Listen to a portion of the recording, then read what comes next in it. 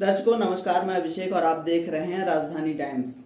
आपको बताएं, मध्य प्रदेश में विधानसभा चुनावों की तैयारी इस समय जोरों शोरों पर चल रही है। जी हां, अगर बात करें भारतीय जनता पार्टी के जन आशीर्वाद यात्रा की, तो जन आशीर्वाद यात्रा की शुरुआत हो चुकी है और यह शुरुआत चित्रकूट के मझगवां क्षेत्र से हुई है। जी हां, ऐसे में गृह मंत्री नरोत्तम मिश्रा का दौरा मझगवां से बिरसिंहपुर से कोटर होते हुए निकला और कोटर में उन्होंने बयानबाजी में एक बेहतरीन सा ही बयान दे दिया जो लोगों को काफी लुभा रहा है। जी हाँ, कमलनाथ के बेटे के बारे में उन्होंने कहा है कि कमलनाथ इस समय सपना देख रहे हैं कि उनका बेटा मुख्यमंत्री बने और इस बात को लेकर क्षेत्र में चर्चा का विषय बन गया है। इस दौरान सतना के सांसद गणेश सिंह उपस्थित रहे और साथ ही जिला अध्यक्ष भाजपा के सतीश शर्मा उपस्थित रहे। वहीं क्षेत्रीय विधायक रामपुर से विक्रम सिंह बिक्की भैया भी उपस्थित रहे, साथ ही मंडल अध्यक्ष वगैरह भी उपस्थित रहे। ऐसे में दिखाते हैं आपको कि नरोत्तम मिश्रा ने क्या क्या कहा।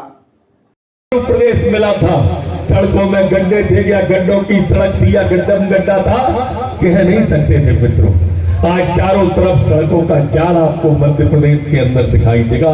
चारों तरफ आप कहीं भी चले जाए, यात्रा की दूरी सरकार ने आपकी कम की है। हमने मध्य प्रदेश के अंदर शांति का राज स्थापित किया और आज मध्य प्रदेश बीमारू से विकासशील से विकसित। मैं आपको विश्वास दिला रहा हूं, इस बार आपका समर्थन हमको मिलेगा तो इस मध्य प्रदेश को हिंदुस्तान का सर्वश्रेष्ठ प्रदेश हम आपको बना के दिखाएंगे। सर्वश्रेष्ठ प्रदेश ये मध्य प्रदेश बनेगा।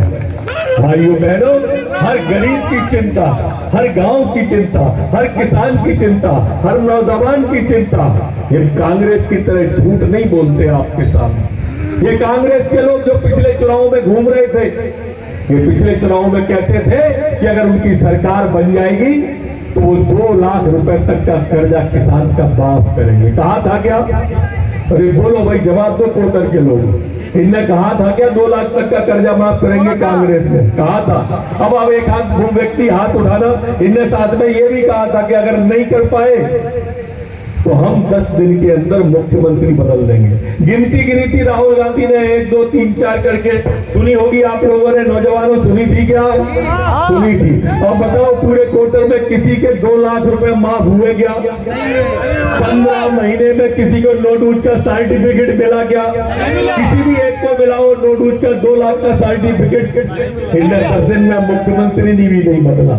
अगर 10 दिन में मुख्यमंत्री बदलते तो 1 महीने में 3 बदलते, 15 महीने में 45 मुख्यमंत्री हो जाते। लेकिन इनमें मुख्यमंत्री भी नहीं बदला मित्रों।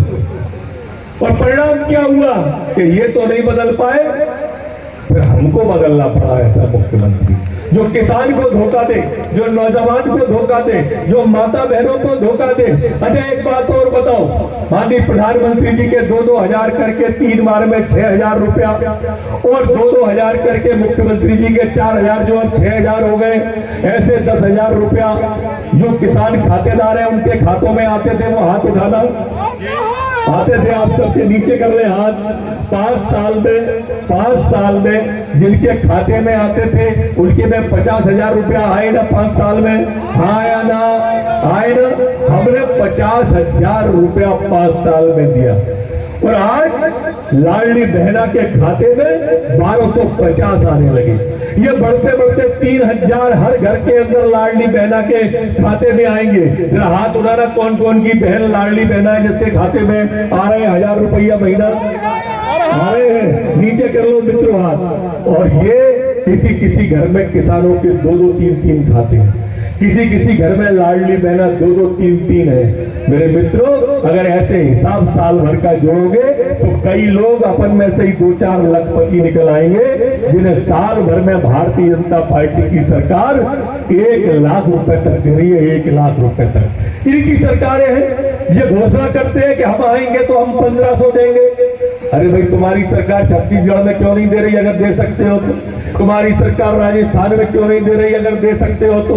ये सिर्फ झूठ बोलने की खाते हैं। अगर मध्य प्रदेश के अंदर लिखित में झूठ बोलने वाली पार्टी अगर कोई है तो वो कांग्रेस पार्टी है, इस बात का ध्यान रखना। इन्हें कर्जा माफी की कहा, नौजवान को बेरोजगारी भत्ता देने की कहा, नई नौकरियां लगाने का कहा, इन्हें सबके सब नौजवानों को एक नई नौकरी नहीं दी। इनने कहा कि हम जो हमारी कन्यादान योजना है उसमें 51,000 देंगे, 15 महीने में एक बेटी की शादी में ये 51,000 रुपया नहीं दे पाएगा। एक भी योजना कोई कांग्रेस का आदमी नहीं बता सकता, लेकिन जब आएंगे तो हमको गाली देके वोट मांगे। ये आपके बीच में ऐसे आ नहीं सकता कोई कांग्रेस का नेता। इसलिए नहीं सकता कि कमलनाथ जी 78 साल के हो गए, सड़क मार्ग से चलेंगे तो चल ही नहीं पाएंगे, पहुंच ही नहीं पाएंगे, इसलिए सड़क मार्ग से नहीं चलते। और मेरे मित्रों, ये उद्योगपति कमलनाथ जी है, ये गांव की और किसान की तकलीफ नहीं जानते। ये बहुत बड़े उद्योगपति के बेटे हैं, सोने का चम्मच मुंह में लेके पैदा हुए, और अपनी यह कहावत है कि जाके पाए ना फटी बिमाई, वो का जाने पीर पर आई। ये कभी गांव गरीब किसान की, झुग्गी झोपड़ी के इंसान की और माता बहनों के सम्मान की चिंता ये कर नहीं सकते, क्योंकि इनने गरीबी देखी नहीं, इनने किसानी देखी नहीं है, न कमलनाथ जी ने देखी और न इनके नेता राहुल गांधी ने ये देखी है। ये आपको और हमको छलावा देने के लिए आते हैं, बस यही इनके पास में है। हम तो माननीय सांसद जी के साथ में, विधायक जी के साथ में करवत प्रार्थना करने के लिए आपके बीच में आए हैं।